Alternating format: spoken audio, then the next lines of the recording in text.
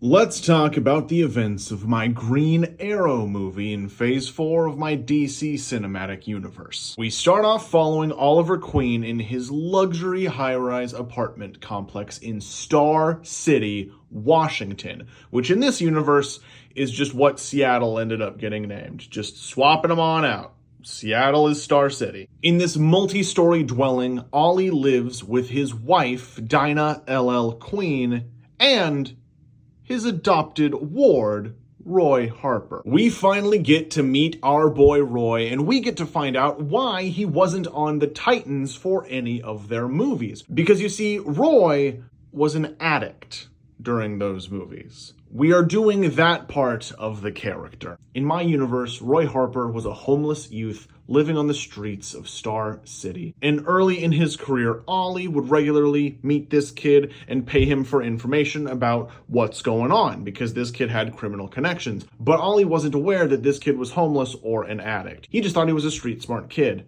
But when he found out that Roy was addicted to heroin, Ollie pulled him out of that situation and helped him kick his addiction. By providing Roy with structure and stability, Roy, over the last couple of years, has been able to kick his addiction and stay sober. And in this movie, it is his 18th birthday, and he is celebrating his second year clean. And on top of that, one of the routines that Roy took up during his time with Ollie was archery. After turning 18, he had a request that he wanted to join Ollie out on patrol. And Ollie said yes. And at the same time, we're introduced to another character, a young girl by the name of Ace. She is sitting in a Star City mental hospital. Her ears are ringing, and then her eyes glow white and everything around her changes. Suddenly, reality is rewritten around her, and the doctors and nurses that were by her side magically transform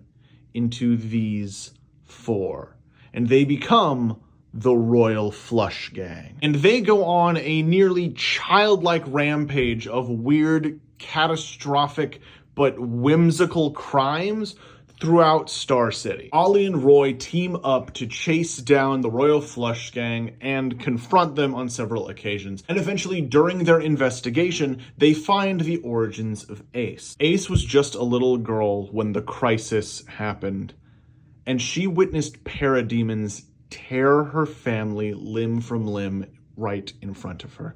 And she suffered a catastrophic mental breakdown, completely disassociating herself from reality. She had to be checked into a mental hospital to take care of her because she was so far gone from this trauma. And then after the crisis was over and the white light spread around the world, curing the anti-life equation, it also awoke a bunch of latent metagenes, which Ace had, and her powers give her limited reality warping abilities. Within a certain proximity, she can change anything, but the second she leaves that proximity, it reverts back to normal. But on top of this, Roy and Ollie find something terrible. Ace is dying. You see, her powers are a lot like a drug. She's essentially flooding her system with endorphins, and when she comes down from it, she is suffering painful withdrawals from not using her powers. But using her powers also hurts her, giving her severe brain hemorrhaging. The thing I would want to focus on in this movie is Roy and his recovery. I have several addicts in my family, and I don't want to see another movie about an addict's life being ruined. I would like to see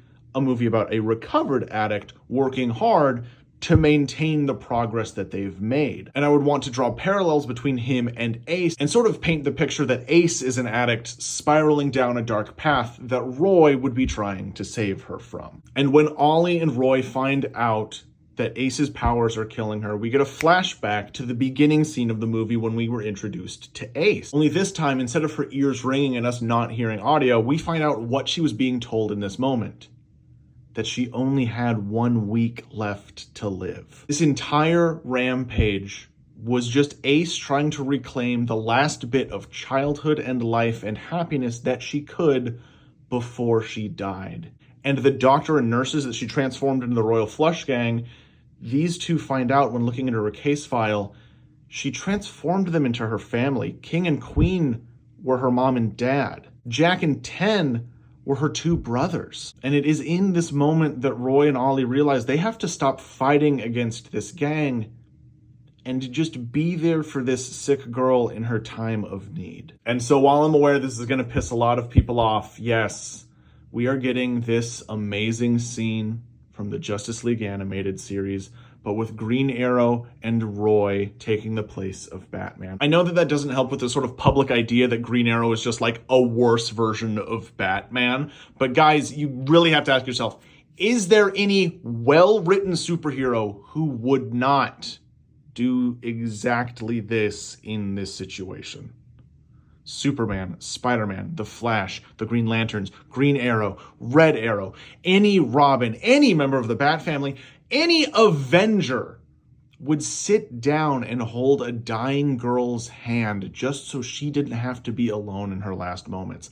That is what a good superhero does. And so Roy and Ollie are there for her as she passes. It is a tragic tale that sometimes fighting isn't the answer for every single problem, and sometimes all someone needs is for someone to be there for them when they need them.